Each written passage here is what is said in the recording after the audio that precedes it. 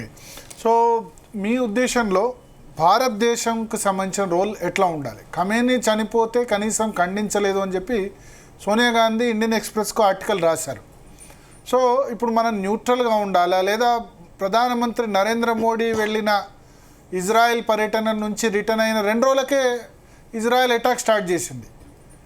So మనం తటస్థమా లేదా మనం యుఎస్ ఇజ్రాయెల్కు డైరెక్ట్గా ఫేవర్గా ఉన్నామా?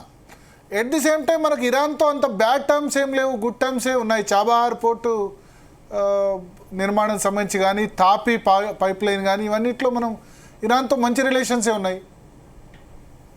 ఇరాన్తో మన సంబంధాలు ఒక ప్రభుత్వానికి సంబంధించినవి కాదు, దీర్ఘకాలానికి ఒక వ్యూహాత్మకమైనటువంటి సంబంధాలు. మీరు అన్నట్టుగా చాబహార్ పోర్టు మనం సాయం చేసి నిర్మాణం చేస్తున్నాం. అలాగే రేపు పొద్దున ఈ ముల్లాల రాజ్యంలో కొనసాగిన మరొకళ్ళు వచ్చినా కూడా ఇరాన్తో సంబంధాలు ఉంటాయి. ఇరాను ఒక దాదాపు 2500 సంవత్సరాల పైచులకు చరిత్ర ఉన్నటువంటి సంస్కృతి నాగరికత ఉన్నటువంటి ఒక దేశం. ఆ రకంగా చూడాలి తప్ప ముల్లాల రాజ్యంగా మనం పరిగణించకూడదు. ఇక ఖమీనీ చనిపోతే సంతాపం లేదని చెప్పి అన్నది, ఖమీనీ కరడు కట్టిన నరహంతకుడు, లేకపోతే హంతక రాజ్యానికి ప్రతినిధిగా అధిపతిగా వ్యవహరిస్తున్నాడు. కాబట్టి ఆయన చనిపోయినందుకు ప్రపంచంలో 195 మందికి ఎక్కడ సంతాపం ఉండదు. ఒక దేశంగా మనం హర్షించడం సమంజసం కాదు, పెద్దగా బాధపడక్కర్లేదు. అదే సమయంలో దౌత్య సంప్రదాయాలు ఉన్నాయి. ఉదాహరణకు ఇప్పుడే వార్తను చూశాను నేను. మన విదేశాంగ మంత్రి ఇరానియన్ ఎంబసీకి వెళ్ళి అక్కడ సంతాపం తెలిపేటువంటి పుస్తకంలో సంతాపం ప్రకటిస్తూ సంతకం పెడుతున్నారని చెప్పారు. అది సరైన పద్ధతి. అంతకు మించి మన గుండెలు బాదుకోవాల్సిన అవసరం లేదు. అంటే దేశాధినేతలు చనిపోయినప్పుడు జనరల్గా ట్వీట్ చేస్తారు కదా, నరేంద్ర మోడీ ఎందుకు ట్వీట్ చేయలేదు, ఎందుకు దాని గురించి మాట్లాడలేదు? అంటే ఇప్పుడు 30,000 మందిని ఆ ప్రభుత్వం అమాయకుల్ని పొట్టన పెట్టుకున్నది. అమాయక బాలల్ని మాకు కాస్త స్వేచ్ఛ కావాలని చెప్పంటే వాళ్ళని అణిచివేసింది. హిజాబ్ వేసుకున్నందుకు 2021-22లో కదా. కరెక్ట్. చాలా దారుణంగా. అది కూడా ఏంటి, హిజాబ్ వేసుకుని జుట్టు కొంచెం కనిపిస్తుందట, కొద్దిగా దారి చెప్పిందట. అప్పుడు మనం మోదీ గారు ఇంకోటి ట్వీట్ చేయలేదు వాళ్ళని తిడుతూ. కాబట్టి తిట్టడానికి ట్వీట్ చేయక్కర్లేదు, సానుభూతి చెప్పక్కర్లేదు. అదే సమయంలో దౌత్య సంప్రదాయాలు ఉన్నది. ఎందుకంటే ప్రభుత్వం వాళ్ళదే, ప్రస్తుతానికి వాళ్ళు పోయేదాకా ప్రభుత్వం వాళ్ళదే. ఆ ప్రభుత్వం అతను పోయాడు కాబట్టి లాంఛనప్రాయంగా సంతాపాన్ని వాళ్ళు తెలియజేస్తున్నారు. అంతకుమించి ఎక్కువ అక్కర్లేదు. మనం వాళ్ళకి వచ్చి ఆ దేశంలో ప్రజల్ని అంత కరడగట్టిన ప్రభుత్వంగా చేస్తే హిట్లర్ లాంటి నియంత కూడా తన దేశ ప్రజల్ని కాపాడుకున్నాడు. తన దేశానికి మేలు చేసే ప్రయత్నం చేశాడు, చేతనాన్ని మేరకు ఆర్థికంగా కానీ ఇతరపరంగా కానీ. వీళ్ళు తమ ప్రజల మీదే వీళ్ళు పెద్ద కత్తి కట్టారు, ప్రపంచం మీద కత్తి కట్టారు. కాబట్టి వాళ్ళ మీద సానుభూతి, ఇరాన్ మీద సానుభూతి ఉండటం వేరు, ఇరాన్ ప్రజల మీద సానుభూతి ఉండటం వేరు, ఇరాన్ జాతి మీద సానుభూతి ఉండటం వేరు, ఇరాన్లో ప్రస్తుతం ఉన్న ప్రభుత్వం మీద సానుభూతి ఉండటం వేరు. సో నియంత కాబట్టి ఆ నియంత మీద ఉండాల్సిన అవసరం లేదు అని అంటారు, అంతేనా? కరడుగట్టిన నియంత కాబట్టి ఇందులో మామూలు నియంత కాదు ఇది. తమ ప్రజలనే హరించేంత భయంకరమైన నియంత. ఒక యుద్ధ సమయంలో ప్రత్యేక కారణం వల్ల ఇప్పుడు మనం వదిలేసేయండి, యూరప్లో ఒక్క దేశం ఉన్న సంతాపాన్ని ప్రకటించిందా? ఒక చైనా, రష్యా, అది కూడా మొక్కుబడిగా తప్ప సంతాపాన్ని ప్రకటించే దేశం ఒకటి ఉందా ప్రపంచంలో? ఆయన నియంతగా అట్లా మారడానికి కారణం ఏంటంటే అమెరికా ఆయన ప్రత్యర్థుల్ని అక్కడ ఇరాన్ అల్లకల్లోలం కావడానికి కారణం కూడా మిగతా వాళ్ళంతా వాళ్ళ చేతిలో ఉండడానికి అమెరికా కారణం. అమెరికా ఆపరేట్ చేస్తుంది, అందువల్లే ఆ విధంగా తయారయ్యారు అని అంటారు. నిజమే, దానిలో కొంత వాస్తవం అన్నది. నేను 6 వారాల క్రితం ఒక వ్యాసం రాశాను. ఇదంతా జరగమని, యుద్ధం గట్రా రాకమనిపై అక్కడ జనాన్ని క్రూరంగా అణిచివేస్తున్నప్పుడు 1953లో 1951లో మొసడ్డెగ్ అని చెప్పని అక్కడ ప్రజాస్వామ్యబద్ధంగా, అంటే అదే వయోజన హక్కు లేదు కానీ ఏదో కొంత ఓటింగ్ అంటూ ఉంది, పరిమితమైన ఓటింగ్ ఉన్నది, ప్రభుత్వం అన్నది, మజ్లిస్ అని ఇరానియన్ పార్లమెంట్ అంటారు, పార్లమెంట్ సభ్యులు ఉన్నారు. ఆ మెజారిటీ మద్దతుతో మొసడ్డెగ్ ప్రధానమంత్రిగా వచ్చాడు 1951లో. వచ్చాక సంస్కరణ మొదలెట్టాడు. ఆ రోజులు ప్రపంచంలో ఉన్న పద్ధతులకు అనుగుణంగా, దేశ ప్రజల ఆకాంక్షలకు అనుగుణంగా సంస్కరణలు ఆయన మొదలుపెట్టాడు. దానిలో ప్రజల పక్షాన నిలబడడం, కొన్ని చట్టాలు చేయడం, మరి పెత్తందారుల మీద కొన్ని పన్నులు వేయడం, అన్నిటిని మించి బ్రిటిష్ ఆయిల్ కంపెనీ ఒకటి ఉంది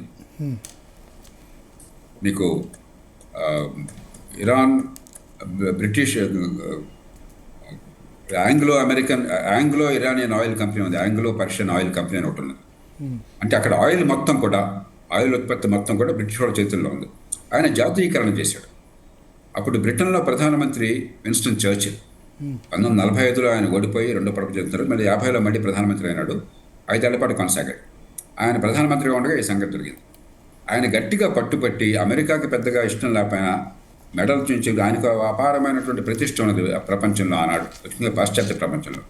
దాన్ని ఉపయోగించి అమెరికా మీద ఒత్తిడి తీసుకొచ్చి అమెరికాను బ్రిటన్లో, అక్కడ సిఏఏ బ్రిటన్లో ఉన్న MI6 కలిపి చాలా గందరగోళాన్ని సృష్టించి ఇరాన్లో ప్రచారం చేసి అదే పనిగా మొసాడిక్ని దింపేయడానికి కారకులైనారు.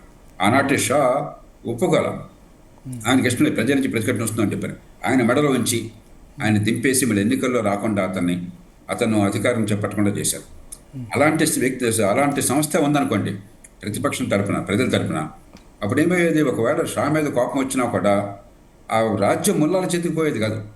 ప్రజాస్వామ్యబద్ధంగా ఒక సెక్యులర్ వాదం ఉన్నటువంటి ప్రతిపక్షం వచ్చింది.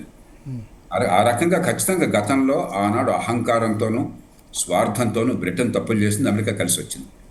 కానీ గతంలో తప్పిదాలు అయిపోయినాయి ఆనాడు. ఈవేళ పరిస్థితి ఏమిటి? 1979లో ఎప్పుడైతే షాకి ప్రత్యామ్నాయంగా ఎవరు లేకుండా పోయినారో అప్పుడు ముల్లాలు వచ్చారు. వచ్చినప్పుడు తమ ప్రజల మీద ఆసక్తి చూపెట్టచ్చు, ఆర్థిక ప్రగతి మీద, లేకపోతే వాళ్ళ భవిష్యత్తు మీద, ప్రజల విద్యా ఆరోగ్యాల మీద దృష్టి పెట్టవచ్చు కదా. కాదు, వాళ్ళు ప్రజలనేమో అణిచిపారేశారు మతం కోసం అని చెప్పారు. ప్రపంచాన్ని భయభ్రాంతులు చేసి పారేశారు. అణుబాంబులు తెచ్చి ఇజ్రాయల్ని చంపేస్తామని చెప్పారు. పొద్దున్న సాయంత్రంగా వాళ్ళ నినాదాలు ఏమిటి? అధికారికంగా death to Israel, death to America. మూడోది 4 టెర్రరిస్టు బృందాలని, హెజ్బుల్లాని లెబనాన్లో, హమాస్ని మరి గాజాలో, హౌతీస్ని యెమెన్లో, ముస్లిం బ్రదర్హుడ్ని ఇరాక్లో, వీళ్ళందరినీ ప్రోత్సహించి ఆయుధాలను ఇచ్చి, ఒక రాజ్యాలకు ఎలాగ సైన్యాలు ఉంటాయో ఆయుధాలు ఉంటాయో ఆ స్థాయిలో ఆయుధాలు, ఆర్థిక సంపత్తి ఇచ్చి గందరగోళం చేశారు. కాబట్టి ప్రపంచానికి తమ చుట్టూ ఉన్న ఇస్లామిక్ రాజ్యాలకి, తమ చుట్టూ ఉన్న 10 ఇస్లామిక్ దేశాల మీద దాడి చేశారు. సో మరి ఆ ఇస్లామిక్ దేశాలు కూడా వాళ్ళు చేస్తుంది తప్పే అని అమెరికా ఎవరైతే వాళ్ళ శత్రువు ఉన్నారో వాళ్ళకి సైనిక స్థావరం ఇచ్చినప్పుడు, అమెరికా ఆ బేసుల నుంచి ఇరాన్ మీద అటాక్ చేస్తున్నప్పుడు ఇరాన్ సెల్ఫ్ డిఫెన్స్ తప్పే ఉంది. ఇప్పుడు మీరు అంతర్జాతీయంగా సమాజంలో ప్రజల మన్నన కోల్పోయినప్పుడు, మీ సమాజంలో మీకు ఏ రకమైనటువంటి విశ్వసనీయత కానీ లెజిటిమసీ కానీ లేనప్పుడు, ఒక సార్వభౌమత్వం ఉన్నటువంటి దేశాలు, ఒక అమెరికానో ఇజ్రాయెల్నో death to Israel, death to అమెరికానే మీ అధికార సిద్ధాంతంగా చేపట్టినప్పుడు, ఇప్పుడు ఇజ్రాయెల్లో లేకపోతే వెస్ట్ బ్యాంక్లో ఫలస్తీనియన్లకు ఒక రాజ్యం కావాలని కోరడం అనేది ప్రపంచం అంతా కోరుతుంది, మనం కోరుతున్నాం. ఇజ్రాయెల్లో కూడా ప్రభుత్వాలు ఇటీవల దాకా కోరినాయి. అమెరికా ఇప్పుడు ఈ మధ్య దాకా అదే వాదించింది. అది ఎవరికి అభ్యంతరం లేదు. కానీ ఇజ్రాయెల్ ఉనికే ఉండడానికి వీల్లేదు. ఇజ్రాయెల్ని భస్మీపట్నం చేస్తాము, చేయాలి, అందుకోసం అణుబాంబులు తయారు చేస్తాము, ఇజ్రాయెల్ని సముద్రం నెట్టేస్తాము, దీన్ని ప్రపంచంలో ఎవరూ హర్షించరు. అందుకని మీరు గమనించుంటారు, ప్రపంచంలో అమెరికా మీద కోపం ఉండి ఏదోరకు అమెరికాని బలహీనపరచాలని ఒకటి దేశాలు తాత్కాలికంగా ఒక మాట తప్ప, రష్యాను, చైనా, ప్రపంచంలో ఏ ఒక్క దేశము వాళ్ళకి మద్దతు ఇవ్వలేదు. ఓకే, సో ఇది ఎన్ని రోజులు కొనసాగవచ్చు సార్ యుద్ధం మీ ఉద్దేశంలో? ఇరాన్ బలం ఎంతవరకు? 3-4 వారాల కంటే ఎక్కువ దాటదు. ఓకే, ఇంచేతంటే ఇరాన్లో ప్రభుత్వాన్ని మార్చేటువంటి అవకాశం నాకు కనిపించట్లేదు. జరిగితే సంతోషం. ఈ ప్రభుత్వం కొప్పుకూలినా కూడా ప్రత్యామ్నాయ ప్రభుత్వం కనిపించట్లేదు. సైన్యాన్ని అక్కడికి పంపించమని స్పష్టంగా అమెరికాను, ఇజ్రాయెల్ ప్రకటించినాయి. మరి ప్రపంచం మొత్తానికి ఆ ప్రాంతం మీద ఎందుకని అంత ఆసక్తి ఉన్నది? మనకు ఆయిల్ లేకపోతే ప్రపంచం నడవదు. ఆయిల్ ప్రధానంగా మనకి దాదాపు 3వ వంతు ఆ గల్ఫ్ ఆఫ్ హార్మూజ్ నుంచే మనకు వస్తుంది ప్రపంచానికి. ఇప్పటికే ఆయిల్ రవాణా ఆగిపోయింది ఆ గల్ఫ్ ఆఫ్ హార్మూజ్లో పరిస్థితుల్లో. ఇన్సూరెన్స్ మానేశారు. అలాగే ఇప్పుడే సమాచారం వచ్చింది, మీకు ఇరాక్ ఆయిల్ ఉత్పత్తిని నిలిపేసింది. ఎందుకని? వాళ్ళకున్న అన్ని స్టోరేజ్ సాల్యూస్ అన్ని నిండిపోయినాయి, ట్యాంకర్స్ అన్నీ కూడా. ఇక అదనంగా స్టోరేజ్కి అవకాశం లేదు కాబట్టి ఆపేశారు. మరికొందరు భద్రత కారణాలుగా ఆపేశారు. అంచేత ఈ ప్రపంచంలో ఆయిల్ కొరతంటూ ఏర్పడితే ఒక 10-15 రోజులు తట్టుకుంటుంది ప్రపంచం. 3-4 వారాలు దాటితే తట్టుకోవడం సాధ్యం కాదు. రిజర్వ్స్ అన్నీ అయిపోతాయి, ఆ దేశాల రిజర్వ్స్ కూడా. ఆయిల్ లేకపోతే ప్రపంచం నడవదు. కాబట్టి ఎట్లాగైనా సరే 3-4 వారాల్లో అటు ఇటు తేలిపోతుంది. ఇప్పుడు ఇరాన్ కొద్దిసేపటి క్రితం స్టేట్మెంట్ చేసింది అంటారు, హార్ముజ్ జలసంధిని క్లోజ్ చేసింది కేవలం యుఎస్, ఇజ్రాయెల్, యూరోప్ కంట్రీస్కు మాత్రమే, మిగతా వాళ్ళకి ఓపెన్ ఉంది అని చెప్పారు. ఇది ప్రాక్టికల్గా పాసిబుల్. ఇంకొకటి ఏంటంటే 23,000 మంది భారతదేశీయులు సెయిలర్స్ ఆ ప్రాంతంలో చిక్కుకుపోయినారు ఇప్పుడు ఆ హార్ముజ్ జలసంధి దగ్గర. అంటే బహుశా ట్యాంకర్స్ తీసుకొచ్చే ప్రయత్నంలో భాగంగా మన వాళ్ళు 23,000 మంది అక్కడ ఉన్నారట.